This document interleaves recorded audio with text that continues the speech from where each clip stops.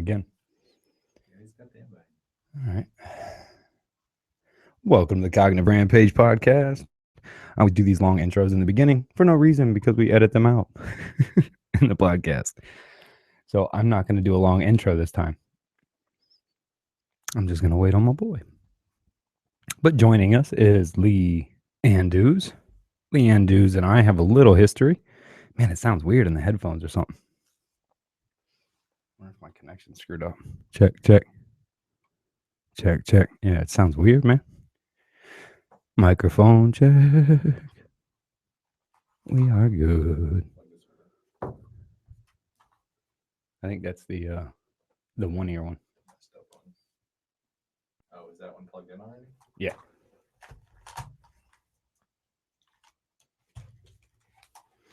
Microphone check. Sounds good here.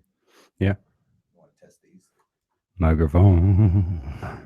I wish I could sing like Lee, but I can't. Lee's the man. I might shoot him a little invite here this way.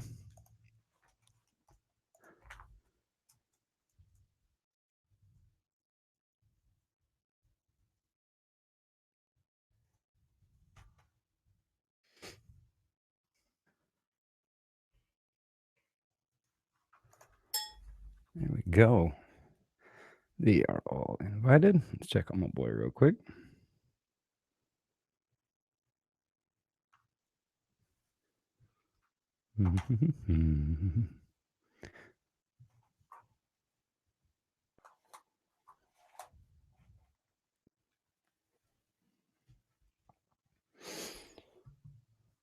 Yeah, I'll start editing the beginning of the YouTube videos too, because sometimes they're long and drain out like this. But yeah, yo. Hoochie mama. Oh wait, that's the third one. I don't know. Have you hooked up this one in a while? Yeah. There you go.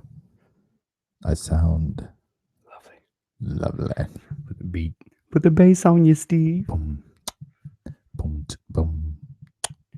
Just another time. Oh, just about. We had a gold album right there. It was all we need to do is have Lee sing the hook. I'm telling you, man, Lee can wail, bro. I used to play his album a lot, the Just Feel Good album. Man, I love that song. It just makes me think of Nina Simone, Feeling Good. And I'm feeling good. Boom, boom. That's for sure. Let's see. We have one viewer. Hello, viewer. One viewer may tell me that may be Lee watching us. Lee, we are having a show about you, my friend. If that is you, Lee. If that's you. Check your email. You have a live invite. Yeah, Spider Surge.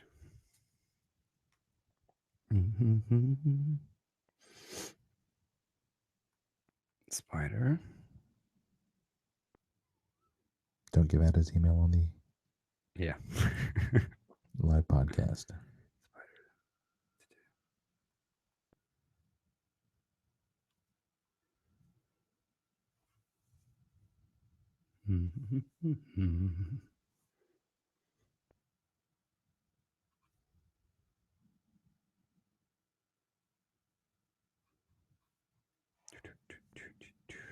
Oh, my phone's gonna die too. Didn't you just grab the charger for that like 5 minutes ago? Oh no. Did not, apparently.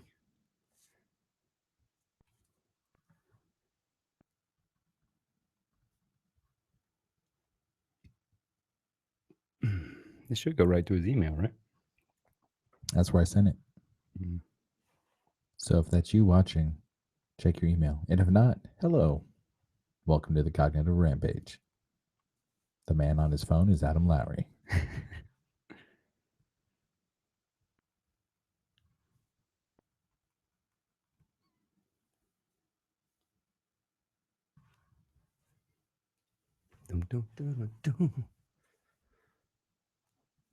I would look up one of his songs right now and play it. My phone will die if I look anything up. Although if you do that, it might do copyright infringement and then kick out all the audio for the entire podcast. Nah, that's true. So I won't do that. YouTube does that too. Welcome to the stage, Lee Anduze. Now, we used to hang out late night sometimes, man. He'd frequent the club sometimes, man, hanging out, doing his music and stuff, and we'd hang out after parties and shit. Hang out for a while. Danny introduced me to him. Cool cat, man. Always a chill cat. I liked hanging with him. My ass was very high strung at the time. You know, At the time? well, yeah, way higher than this. I was dope dealing clubbing days, man. Allegedly, right, allegedly. But yeah, he hung out, man. He was I loved his music, man. That song "Feel Good Boy," I used to, when it was date night, ooh, Lee Anduze was in the CD player, buddy. You can bet that. So he's like the Como. Yeah, he's like a neo soul deep guy. You know what I mean? You're always a trendy, cool R&B guy when you played Lee. I got laid a lot because of Lee's music. He's like the new Barry White. Yeah, something like that, but a neo soul version, like a cool fedora version, like a St. Croix Islands version. He's from St. Croix, like a St. Croix Frank Sinatra. Yeah, with a little neo soul. I'm sure he'd take that. I'm sure he'd definitely take that. I'm sure he definitely would. I would Sounds agree. Good. Everything refreshing my email and everything check spam in case too. Nothing in the email. Ask him if we have the correct email. I did. He said, yeah. He should be able to go to your page and then click connect if he's logged into his email. Hypothetically, he should be able to jump on the broadcast. Because you just sent him another one, didn't you? Yeah.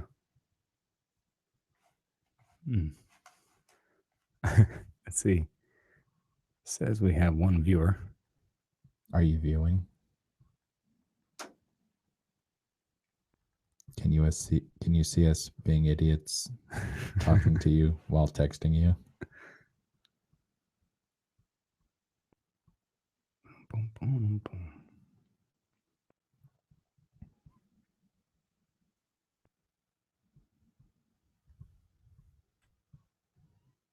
All right. I'll try another email.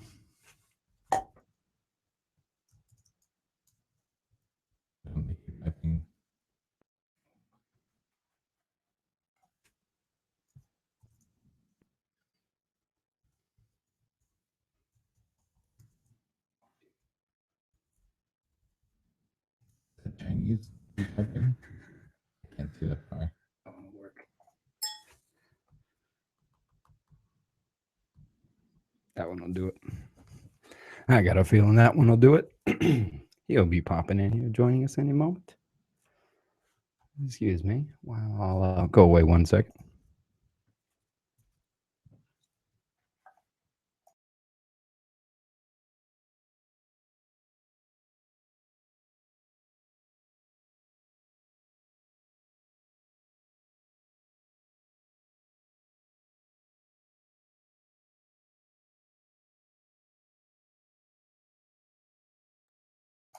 And we're back. Welcome. This short chronic break. No, I just flash back to Dr. Dre and the Chronic back in the day. Let me pause while I take this short chronic break. Oh, man. That worked. I knew that one would work. Any minute now, drum roll, my man will be appearing in a little box below and joining the Cognitive Rampage Podcast, Mr. Lee Anduze. Dun, dun, dun, dun, dun, dun.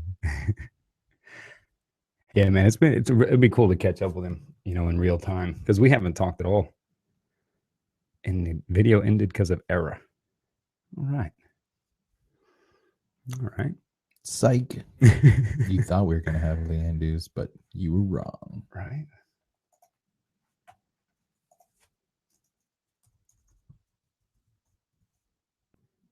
So we can just talk about Lee Anduze for an hour. We could. Let's see. He could just play his music. Oh, that's right. We had to try that to kick us off. Yeah, you should be able to use that same link though to connect back in. All right. You haven't resend Send it. another one. Okay.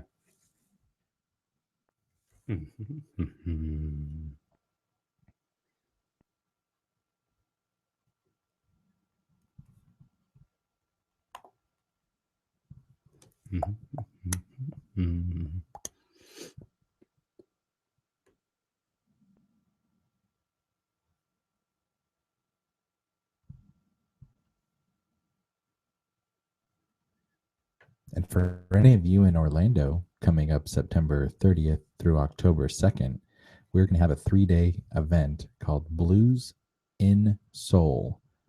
bluesinsoulorlando.com. That's the letter N separating blues and soul. Orlando.com. It's a 3-day event of dancing, music. Awesome people from all over the globe are coming. And it's $40 to register, and you get a free shirt for the first 100 people, which it's actually the first like 80 people. Can I get a shirt? Maybe. I want a shirt. $40. I took a lesson. Yeah, seriously, people. My man can shake a tail feather, boy. If you want to dance for sure, my man will definitely put that on for you. Oh my God! And there's the man himself.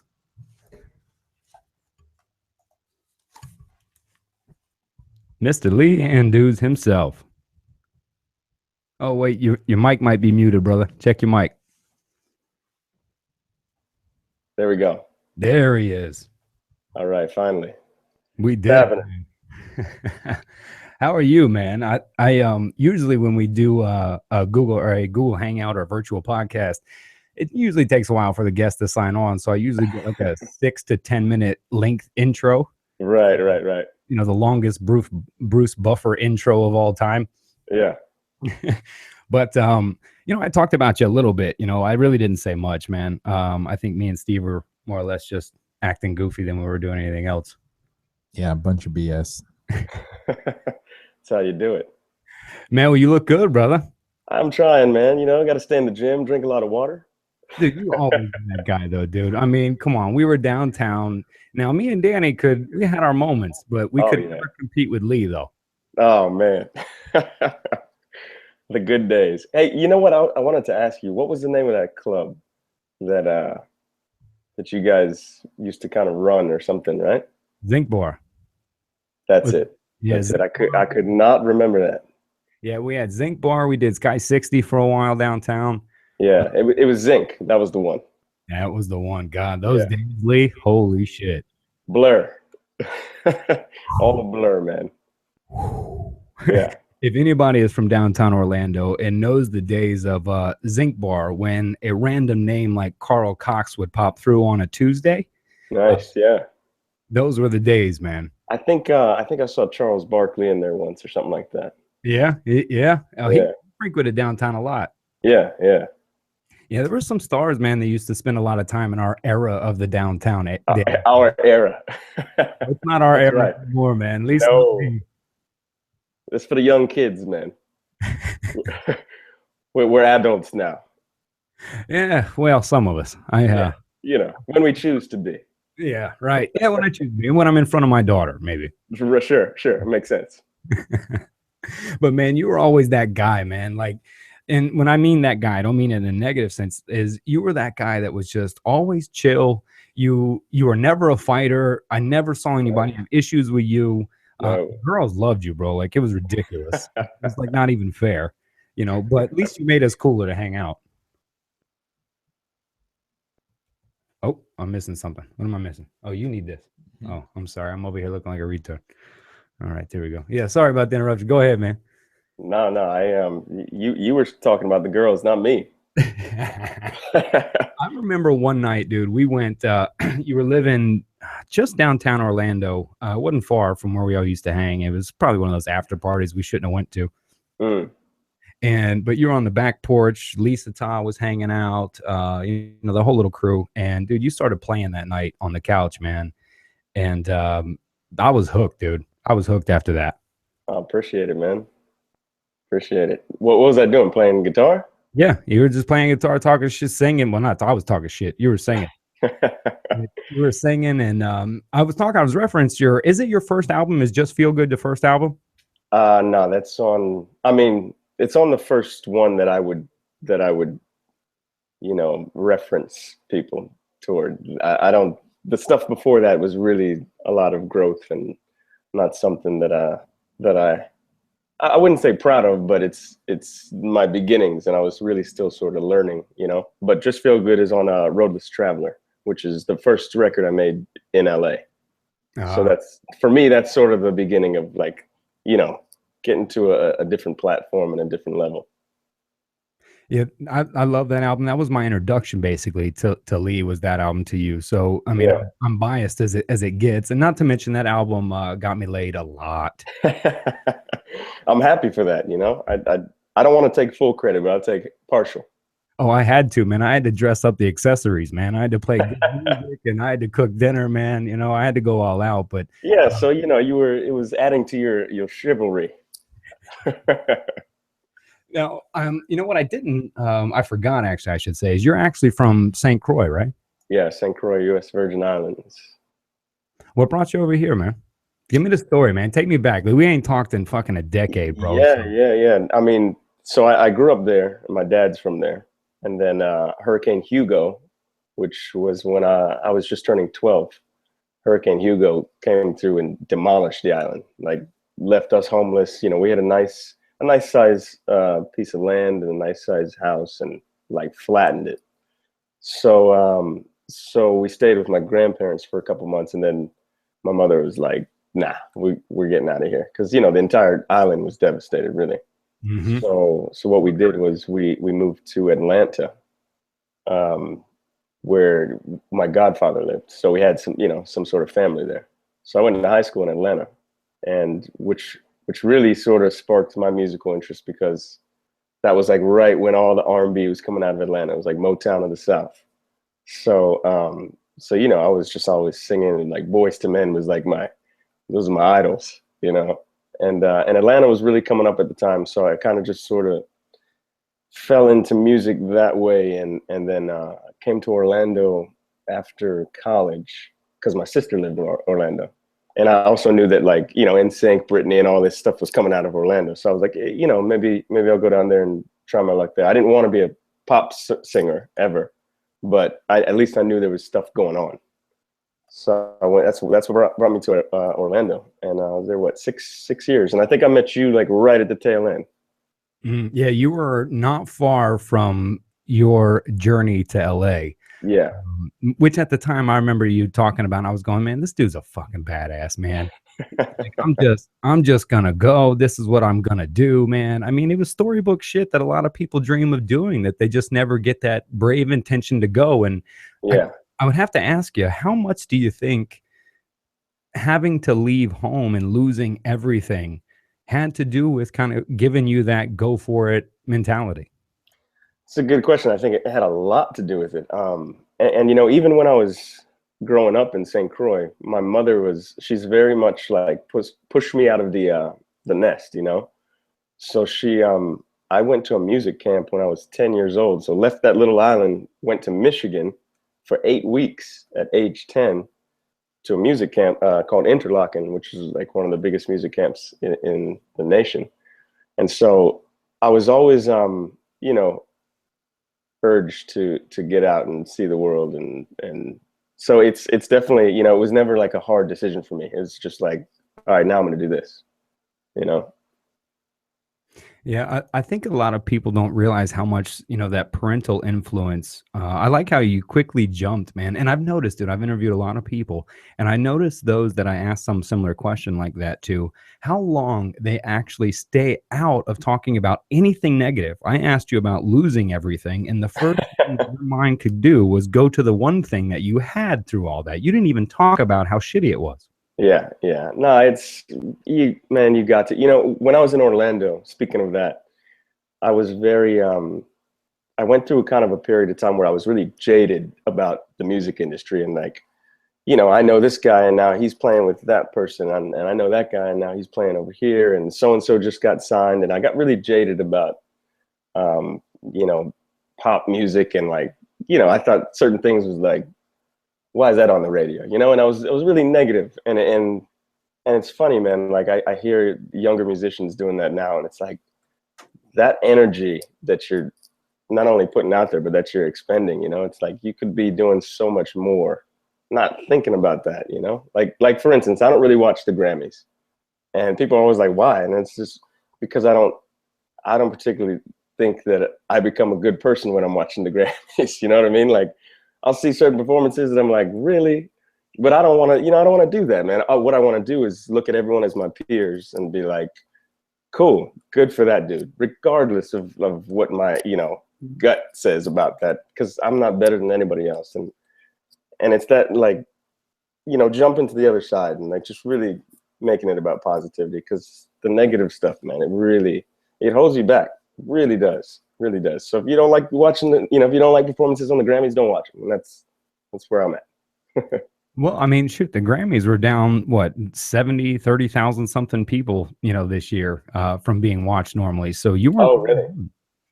I didn't even know that. Yeah, they were down tremendous. I almost want to say 300,000 viewers they were down. I had to check, but you weren't the only one. And, you know, I'd ask you, you know, it's so hard, man, because that really does happen, because when you're working so hard and pushing something to the limit, and you know you have it and you can feel it, and then you see certain things make it, that's very hard for, you know, young artists, young business people even. Oh yeah. No, it's a difficult thing, man. And it continued when I was here in LA. I went to this huge depression, and I moved to LA with I don't know if you'd ever met my girlfriend back in Orlando, but we moved here together. So when that ended, that, you know, like I was shattered. That was like love of my life. So it was a big deal. And I went through this whole depression thing, and the same kind of thing kept happening here, where I had friends from Orlando move to LA too, like musicians who I'd come up with, and all of a sudden, like, homeboys playing with Justin Timberlake, and old girls on tour with so-and-so, and I'm sitting here like, what do I got to show for it, you know? And I came up with these guys. So at a certain point, again, like, I had to get out of that darkness, man, and just like find my own way. And that's really sort of brought me to where I'm at now. It's just leaving all that behind. How'd you do that? I mean, we talk about it, but what was your, I don't know, where did you start to do so? Well, it starts in a big pool of whiskey. That's where it begins. Yeah. And then at a certain point, you either keep swimming in that, or you get out of that, get out of the water, get out of the whiskey. Yeah. How did you start that though? How did you start that? I'm done with this. What was the first, we talk about getting away from the negative, but say you're in LA and going through that. What was, mentally, what did you put yourself through behaviorally? Yeah, I'm actually writing a memoirs. And it starts with this moment. It's, I was in Greece, where I've been going for a decade now, every year. And I was in Greece on the island of Corfu, Kerkira. And I was on a little, like the ATV, like a 4-wheeler, and I was by myself. This is a trip by myself, and I'm riding down this street, man, and like, I'm in Greece, and it's just like the sun shines differently, and the air feels different, and there was no one around. Like, I'm on this like desolate road, like I can't see any human being in sight. And I had this epiphany while I'm riding down this road, and it was that, here I was, like, with all these jaded feelings, yet I'm in LA, I'm playing big shows, I'm doing all the drugs, all the rock and roll, all the chicks. Like, I was doing all this shit that if you had told me when I was 16 that I'd be in LA and all this stuff, I would have thought I was a famous musician. And that's how the book starts, because it's about the association of words. It's about what our perception of success is. And I realized, well, shit, man, I'm successful. This is what I wanted to be doing. Why am I unhappy? And when I came back to LA after that, I started playing shows, not for money, not to bring people out. I started playing shows again, like literally to be on stage, loving what I was doing, loving music, like getting back to, when I was 12 years old and I was singing on stage, in a play. And ever since then, that's what's changed my complete psyche, and then good things start to happen for you, and that's it. You got to learn that. You got to learn that. You got to go through stuff to learn that. Yeah, isn't that amazing how it's almost like the universe knows? Like Absolutely. it knows if you're bullshitting or if you're just, envious or if you're fighting or if you're doing it because you love. Yeah, absolutely. And that's always my advice to the younger cats coming up now is, again, I always hear people like just kind of talking smack on other musicians. It becomes such a competitive sort of world, because everyone knows each other. Just like Orlando and LA, it's the same thing. Everyone knows each other. Everyone, all the musicians end up in at the same parties, the same shows, different stuff. And I always like the minute I hear that negative stuff, man, I'm like, don't you love doing music? Like that should be it. Nothing else. Let it start there. Yeah, I think it's easy to forget that, right? I think we start into things that we love and we chase them down, and then all of a sudden we need more, we need more viewers, more listeners, more albums to sell, more. Right. And they say that, the more successful you get, that's kind of it too. I just think you just got to be, if you're never satisfied, ever, like I'm one of these people that something great will happen and I don't really celebrate it. And people are always like, come on, man, let's do some champagne. Let's do this. And I'm like, that's not the pinnacle yet. That's just a part here. That's great, but I'm still trying to get over here, Isn't that what they say about the artist? The painting and the song's never good. That's right. You can a masterpiece go 18 times platinum or whatever, and it's still like, it was missing something. Yeah. I mean, it's a song is never done, never complete. Yeah. What were some of your influencers, man? Like, who moved you when you were young, man? Obviously, your mom had a huge influence in pushing you, but what were you listening to back then, man? Oh man, and growing up on St. Croix was we had one station, like one radio station really that played like all the what is it, Casey Kasem Top 40 and all that stuff. And people complain now when there's like 8 stations, they get the same. Yeah, exactly. So I was I grew up with listening to, and as I say in my book too, like I grew up with, as an American citizen, because it's U.S. territory. Right. So I grew up with U.S. pop culture, but my surroundings was a completely different culture, So I think that was really what I don't know, gave me sort of a vast appreciation for a lot of different things, because I didn't grow up in Idaho or whatever, or Orlando under that umbrella of like domestic United States. Like I'm completely different culture, but still a U.S. citizen. So best of two worlds. Yeah, I wonder, so you had one radio station. I'm going to assume that Casey Kasem did not influence you. No, he did not himself. But, Michael, of course, Michael Jackson was amazing. And somebody that I feel like influenced, almost everyone out there. And a lot of people don't like to say Michael Jackson for whatever reason. But I'm like, come on. Dude, my daughter and I and my wife had this debate last night on the couch. We sat on the couch and discussed the biggest pop star of all time. And I quickly said, hands down, Michael Jackson. Hands down. Now, of course, my daughter goes, no, One Direction. Of course. Well, that's fair. Then my wife She's right. Then my wife chimes in and goes, excuse me, gentlemen, but Madonna. Yeah, I mean, if you wanted to split it up and make it, biggest pop singer ever, male and female, I'd say those two. Yeah. Yeah, we agreed there. I think that's where we ended up agreeing. Yeah, I don't think you can say one over the other. I mean, well, actually, I think you can. I mean, I would, if it had to be one, I'd say Michael, because you have a much larger catalog of music from his childhood all the way to his death. So that's literally, I mean, it's almost 50 years of one pop star. So I think his influence is definitely. And even given all the shit he was in or around, and still would sell out stadiums, and that man could put a glove on and go anywhere and sell out. Yeah. They both had, I think they're both, as visionary as we've ever seen any artist, because they both had so much to do with every bit of their own persona. It wasn't someone like behind them saying, do this, do that. They really had everything to do with it. But yeah, I mean, I'd have to agree with you, man. I think Michael's the biggest pop star ever. And I don't think anyone will ever beat, what he accomplished ever. Yeah, part of my argument too we were having last night is that I was saying selling albums in 80s, 90s was different than selling albums now, because back then you had to get in the car, drive to the store. If they had your album, usually the only one left was the edited version at Walmart. That's right. And then you had to take a risk that you only heard 2 songs and you bought 22. That's right. That's right. And That's so true. And then I thought, if I went 6 times platinum in, say, 95 or in 2015, is it easier because they can just go click, click, and you're downloaded? You know what I mean? So is 6 times platinum in 95 the same as 6 times platinum in 2016? Not at all. You're right. It's way different. And the whole game has changed. But, it's changed in a way that, again, there's so much positive. Like I'm one of these people that's benefited from the internet and everything you can do as a musician on the internet.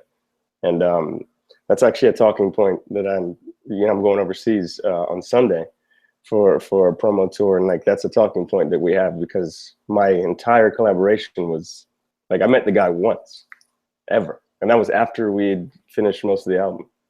So, and that's all back and forth on the internet. So. Well, you say, a lot of people don't really understand you're collabing over oceans now because of the internet, man. Yeah. And it's, again, as long as you have a solid vision between 2 or 3 or whoever's collaborating, it's pretty amazing what you can do. It really is. Well, where you headed? Tell me about where you're going to talk, man. So I'm headed to do a bunch of TV appearances and radio stuff, Austria, Vienna, and then some stuff in Berlin. Dude, our number 2 country listeners, as Steve informed me today, is Germany. Oh, great. Yeah, I'll be over there. Our number 2 country, man. That's awesome. Yeah, I've been to Berlin before, but I didn't get to really hang out and do much. So, and I don't think I will this time either. It's like from morning to night, and then we head right back to Vienna. But for our listeners that are in Germany, hello, German listeners. Where could they come see you, man? Where are you going to be at out there? I'll actually be doing an appearance on, it's called ZDF Morgen Magazine, which I think it's like the big morning show there, or for short, it's called MoMA. And I'll be on that next Friday, March 4th, on the morning show as the musical guest. And then I'm doing something called Joyz, which is Joiz, which is like an internet MTV kind of thing. So I go from the morning show to that to do a performance there. And then I think some radio stuff later. That I don't have my schedule yet, other than those. I keep asking them for it, and they're like, "Oh yeah, we're gonna send it to you." Just go where we tell you. Exactly, which I'm totally fine. Like, yeah, just point me in the direction, man. You remember when you had no one telling you where to go? Exactly. Yeah. I am not complaining. Yeah, man. So I know Michael Jackson was influenced, hey, you're going to have to keep up with me, brother. My ADHD is going to take us all over. No, let's go. Yeah. So going back, what's maybe an artist a lot of people don't know, or that was influential, maybe after childhood or on, maybe somebody doesn't know about that, had a lot to do with you? That's a good question. I wouldn't say that I don't have too many that people don't know about. Like Brian McKnight, who's an Orlando guy, was a big influence. There you go. His older brother actually was supposed to play a gig with me, and then the gig fell through. Oh. His older brother plays guitar, and I met him just the once. We rehearsed, and then it never happened. And then Sade is like my biggest influence in the world. So, yeah. Oh man, I have a secret. It's going to take a lot of my man card away. Nah, come on. When I was listening to No Ordinary Love, Sade, at 12 years old, bro. Mm-hmm. I used to play her in my ear when I was down in the Keys lobstering, man, and she'd help me put to sleep, but it was mainly so I couldn't hear my parents yelling. But for the most part, man, I'm telling you, that is one person I have not been able to see in concert, man. I've seen her. I saw her in Tampa, actually. And it's quite amazing, man, to see somebody that commands an audience just through her voice. Because she's not like she's not running around performing, like JT or anything. She's just stands on stage. And some of the songs, she literally stands on stage. And there's just this crazy light show behind her. And you're just hearing that voice. And it's like the chick from The Fifth Element. Yeah, exactly. Exactly. I don't know what that blue chick was called in The Fifth Element. Man, what a great movie. Love that one. I mean, that was an underrated flick, wasn't it? Oh yeah, it's total cult film, and that scene is like unforgettable. Right. Can you hit that note, man? Can you hit that note? Nah, I don't even want to try. It's too early over here, man. I'm off duty. I'm not trying to hit opera notes. The last thing you want this dude to sing, I promise you that. Not you, this guy. Right. I do. You obviously got good taste, man. You know.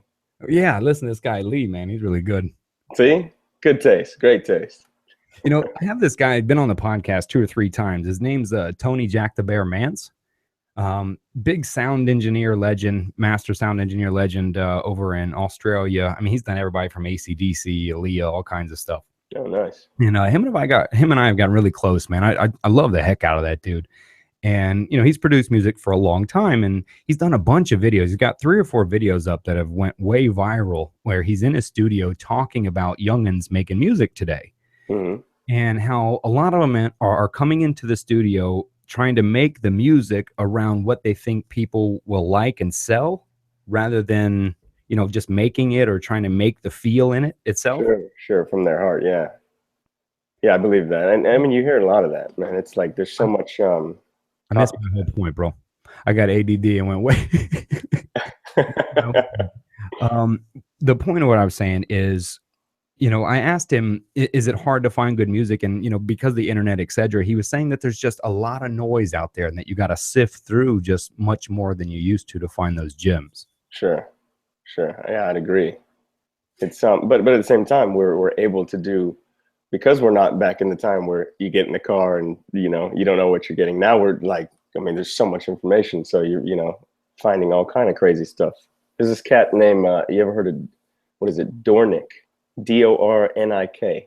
Dornick? No. Yeah, R&B cat out of London, I think. And that's like somebody I just stumbled across. Dope album.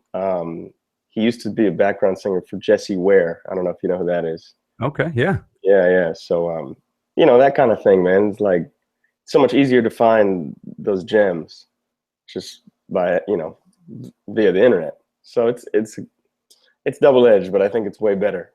Yeah, I would agree. Way more positive, you know. I'm going to have to agree, man, because, you know, a lot of times it was hard to find the new music. And the one thing, you know, when we were talking, my daughter and wife, that same argument was, you know, what hasn't changed is where you find new stuff. You know, her friends at school tell her, somebody posts something, you know, for the most part, it's still this word of mouth, cruising something, you find it. And I thought that was strange that with all this music advancement, we still get, who are you listening to from your buddy? Right. Yeah, no, that's a good point. And that speaks to humanity, you know, and just how it goes. The telephone, you know, always it'll be word of mouth, man. You know, and that's grassroots as it gets. So the toughest thing over the last 5 to 10 years for you, brother, what's been the hardest thing that you've had to push through, man? That give me the dark story, man. Yeah, it was the breakup for sure. I was a boy. I had to become a man, you know. This is I think when you had as much pride as I did, and then for the first and the only time in your life someone walks away from you, it's pretty shattering. You know, that's not what you expect. I'm supposed to break up with you and all this, you know. And it was real quick, and so yeah, that easily sent me into the spiral, into the darkness. And again, you know, you get as dark as you allow yourself to get. But that being said, it was also through that darkness that, you know, so much creativity came for me. I mean, I was writing like a song a day, just you know, through tears and and whiskey once again. And seems to be the rock star way. Yeah, and then my roommate at the time, once, you know, after the breakup, I moved in with a guy from Orlando, actually, Emilio Cueto, who I met in Orlando, who played around town, amazing guitarist. And he had moved out here like a month after me. So then we start living together, and he gets the Juliette Lewis gig, Juliette and the Licks.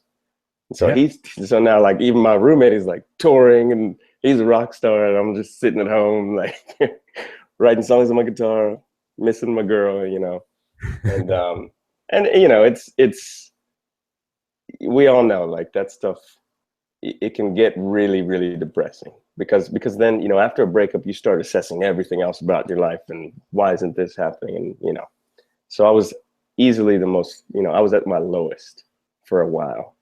And then it just was a crutch. And then, I just refer to that. And like, all I did was talk about that and rely on that as what was pushing the darkness. And eventually you got to get rid of the crutches and know that you can walk and run, Yeah, man, you've always kind of did that, bro. I mean, I think maybe I'm going to give you some credit that you pushed yourself through that darkness of the breakup, man. But the way I see it, that's been Lee from the get. Like I said, from a small island to Michigan to I'm out. I'm going to LA to I'm going to Berlin. I mean, you've been this dude, man. Yeah. And I appreciate that. And we don't look at ourselves necessarily, that objectively. But it's true. I have always been very ready to up and go do what it is that makes my soul feel good, and that is something that later in life, now that I'm a little bit older, I can sort of reflect on and see and say, that's cool. That is definitely a cool, something I like about myself, Yeah. Put it in the pocket. You should, man. I can't front, man, that it may have been at the time for me, because I went on walkabout for like 2 years after the nightclub business. I just disappeared. And Right. I can't tell you that maybe knowing that you just took off randomly like that one day to LA on a dream didn't have anything to do with it subconsciously, man. Oh, that's awesome, man. Yeah. I hope it did. I hope that was a little piece, and that's what we do, man. And, we inspire each other, that's how we got to look at life. Well, what inspired you to cross over, man, from the neo soul guy to the electronic, you dabbling in this stuff? Now, I mean, I say dabbling, you're fucking with some of the greats, dude. Yeah. No, it's, well, there was so many, electronic music started using soul vocals and just using a lot of vocalists. It's become like EDM, what was techno and ATB and all that stuff back in the day when everyone was on ecstasy. Started to fuse into a little bit more of the popular stuff, and then deep house came and everyone's using vocals and everything. So what influenced me to go that route actually was all my trips to Greece. I personally believe Greece has some of the best DJs that no one's ever heard of. Like these guys, man, you go into some of these clubs and like the music's incredible, and you say to yourself, what? How come back home, in LA or wherever it be, like, you can't go to a club and just sit down and listen to stuff you never heard before, but it's amazing. Everywhere's got to play stuff, and it's kind of an annoying thing, like what are we learning when you're hearing the same thing that was on the radio all day? Where are we going? Where's it going from here? Yeah. So, but what really influenced me was what I would do is take a flash drive of some of my songs, and I would just boldly go up to any of those DJs while they were DJing.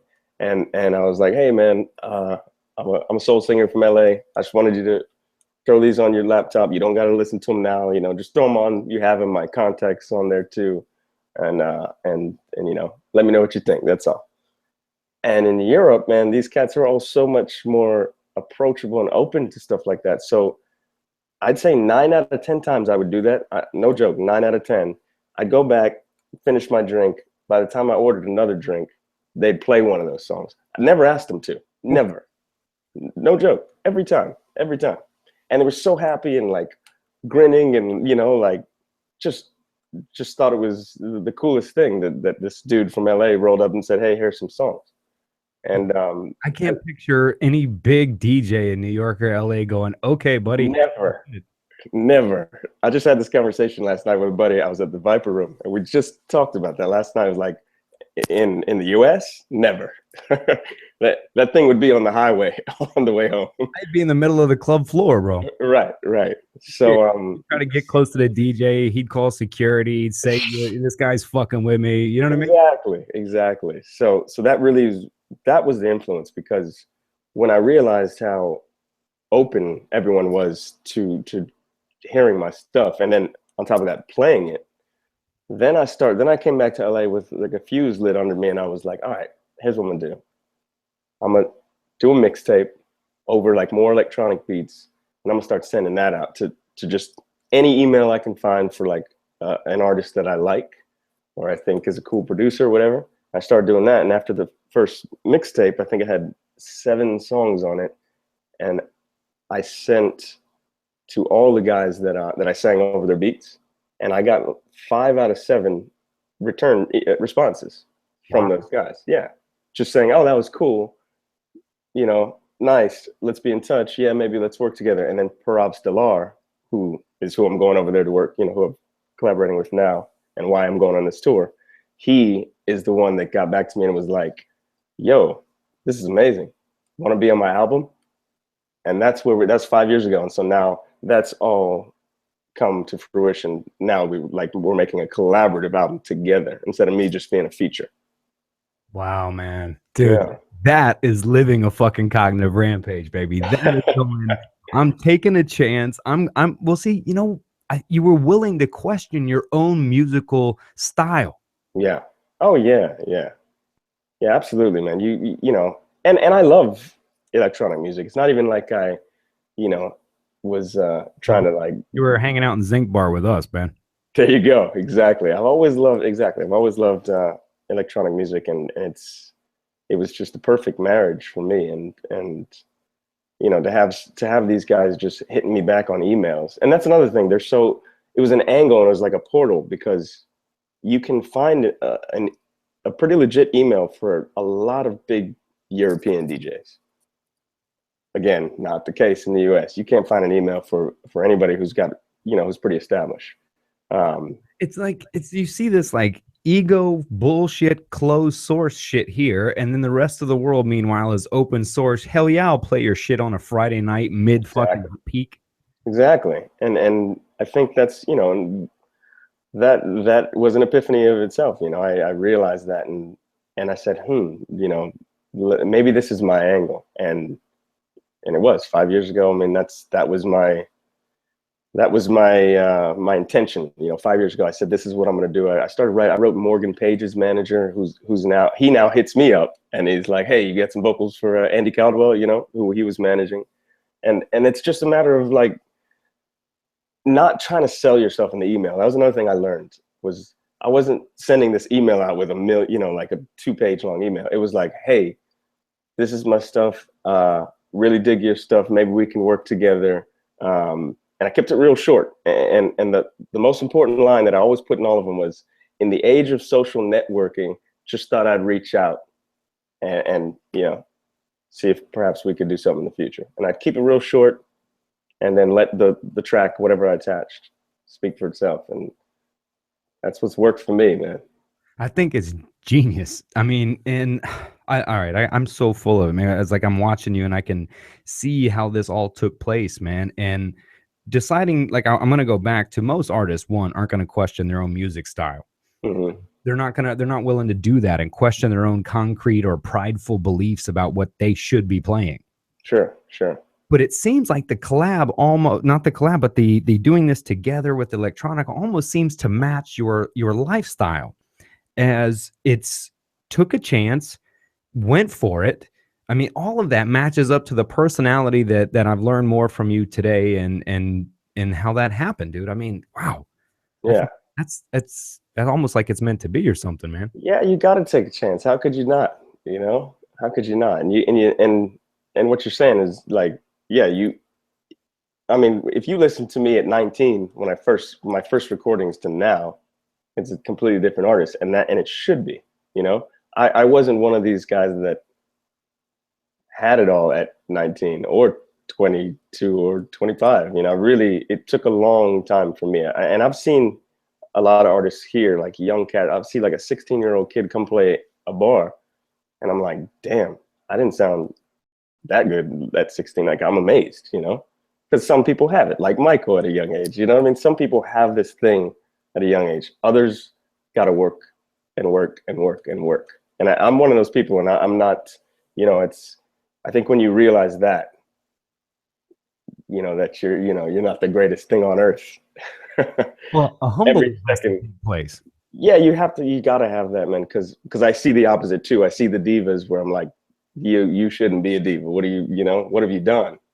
And you gotta find that like humility within yourself somewhere to know that you can get better, because I think a lot of these kids coming out now, like they just, and I get it. I mean, when you're younger, it's, yeah, you think your shit doesn't stink, I get it. But all they need to do is somebody will find them, hear them, and then they'll just turn them to a star. You do right, and that doesn't even happen anymore. It doesn't. Right. It really doesn't. Like, there are no A&Rs. There's no one out at the clubs looking for the next great talent. I mean, it's all American Idol, The Voice, and then basically somebody's cousin or niece who's already a big star, and that's it. I mean, it's very hard to get on. So you got to find other angles. But that's what I'm telling musicians. Like, there are so many other angles. You have everything at your disposal here with the internet. So. Yeah, I think that's what you're showing, that, man, to be able to reach out to other cultures, cross barriers with music. I mean, that's what music and culture is doing anyways, bringing that together. And I think that's encouraging because in our day, I think the downtown era, there was kind of the end of the record label plucking someone off of a stage and making them millions. Yeah. Doesn't exist anymore. No, really just doesn't. They go spend all your own money, get a following, make your own shit, and if it works, then we'll sign you and get all the big money. Exactly. You have to have a nucleus in place, and you got to be. That was another thing I realized about myself. I'm not. I mean, I may be marketable to a degree, but I'm not a pop singer. And like when you got these record labels losing so much money with the way the internet has changed music, I completely understand. Like, I wouldn't, as an exec, I wouldn't take a chance on me being I'm not Jason Derulo. I don't dance, and I'm not Usher or Neo. I'm not those guys. I understand why that's who they sign. Why they go that route.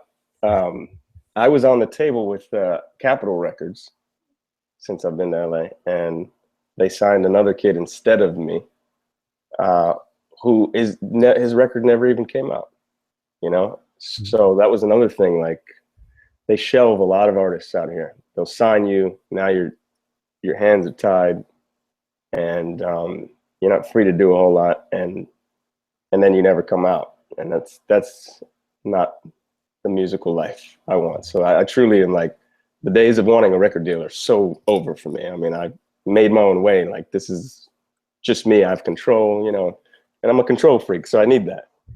Well, I can't imagine any artist really I can imagine a few that would sell out, but I mean, I can see why you wouldn't want to have the deal. They control you. They can say, hey, we'll put you out in 5 years after this one. I mean, you essentially lose the freedom. Yeah. Not after doing it grassroots as long as I've been doing it. It's just, I would struggle. I'd feel like Prince, right? Slave on my cheek. I really would. I just, and that's the beauty of this project that I'm in now is Parab Stellar, Marcus is his real name. He, the video we did together, like, I shot it here in my house, sent him that footage. He diced it all up and then added all the effects. Like, we're doing it together, just two guys, and this is a huge project that we're putting out in Europe. And it's just two guys, like, being creative on two ends, two different sides of the world. Oh man, that to me is the new age that we're in, man. That's beautiful. Even making music like that, that's all of that shit's a Cognitive Rampage, man. Yeah. And that's like the talking point we're going with over there is like, it's not new. It's sort of the future of like music collaborations, Yeah, so I would say, where do you see music going in the future? Let's say the next 5-10 years. I mean, you say this collaboration is the future. I mean, expand on that a little bit more.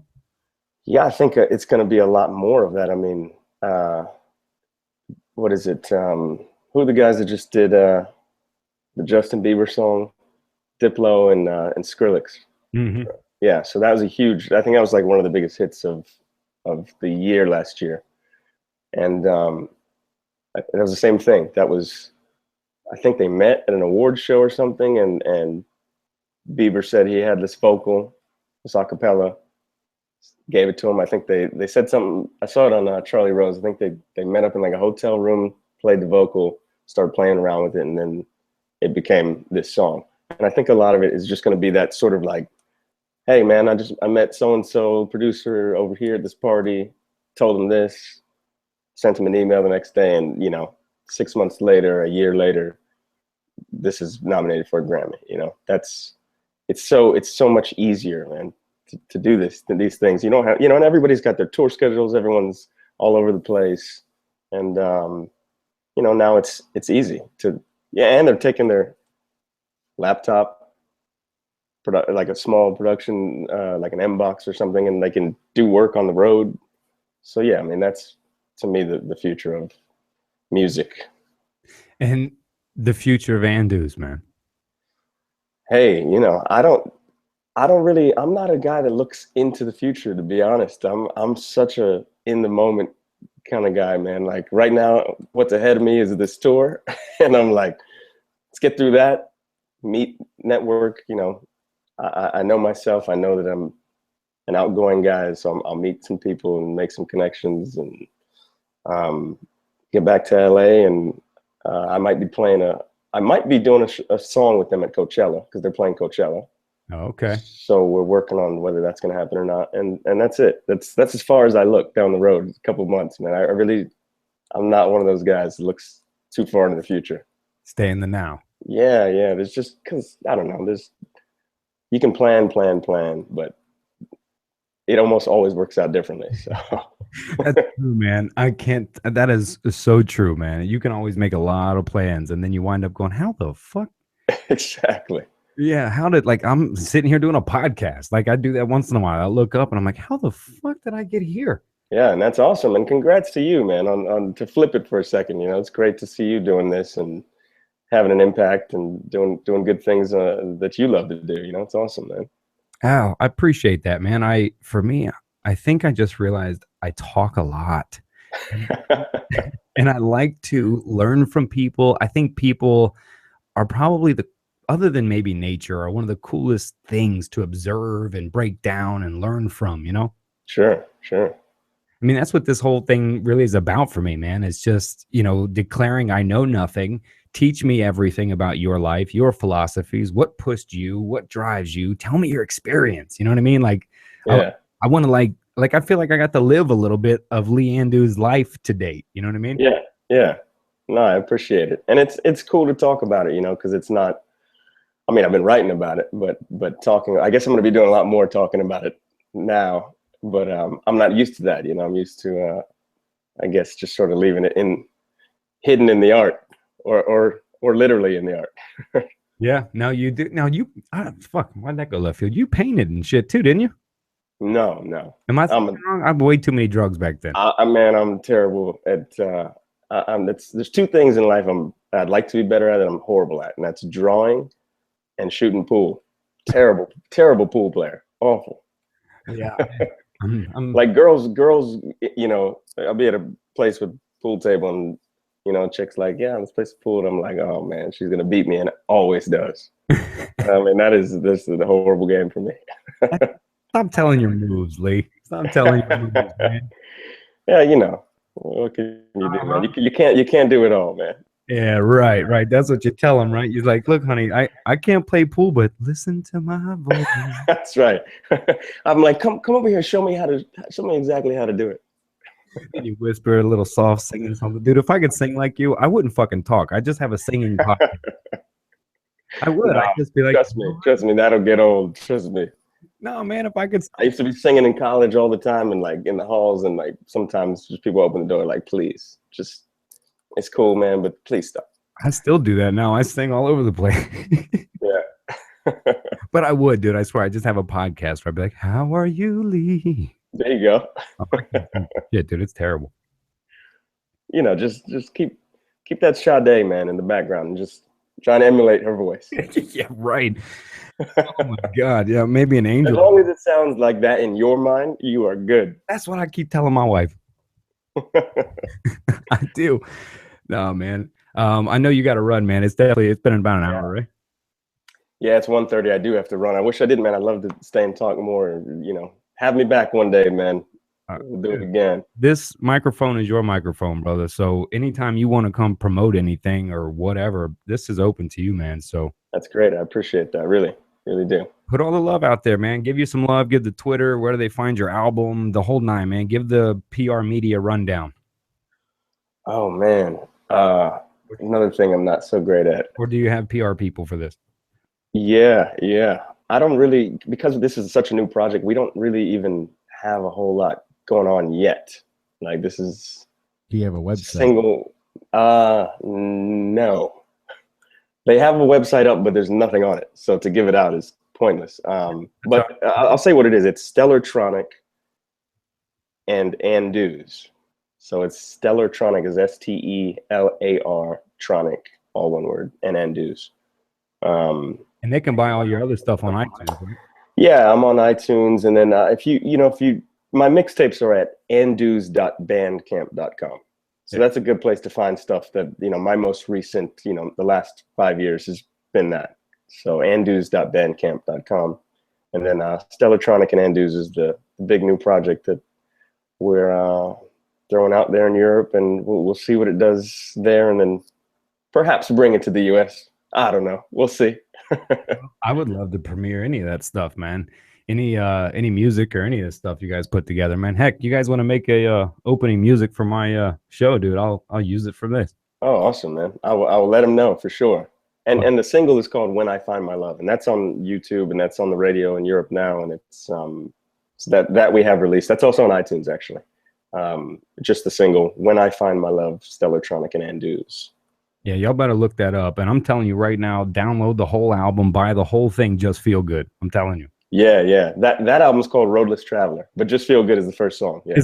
Well, that's because that's how you open up the song, man. Every time I would play, you hit play on that first song. Come on, man, give me a little bit from that song.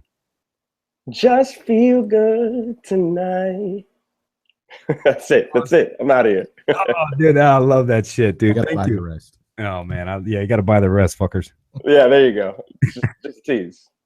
Hey, man, you have a safe trip over in Berlin, man. Shout out to everyone. Our listeners in Germany and Berlin about to receive the mighty Lee Anduze over there, man. Treat him well. Dude, thank you again. Hope to have you back. Travel safe, dude. Yeah. Thank you so much for having me, man. Really appreciate it. Great catching up with you. I'm glad to see you doing well. And let's do it again soon for sure. Yeah, I'll be out now. I will be in LA in April and in August. Maybe we'll catch up. Awesome, man. I might be playing a big show with these guys in April 15th. So let me know when you're here. Cool, man. Make sure that you are taken care of. VIP back in the day. Exactly. Oh, man, I love you, dude. Thanks again. Travel safe. Catch you, man. Yeah, appreciate it. You guys have a good one. One love. Cheers. I love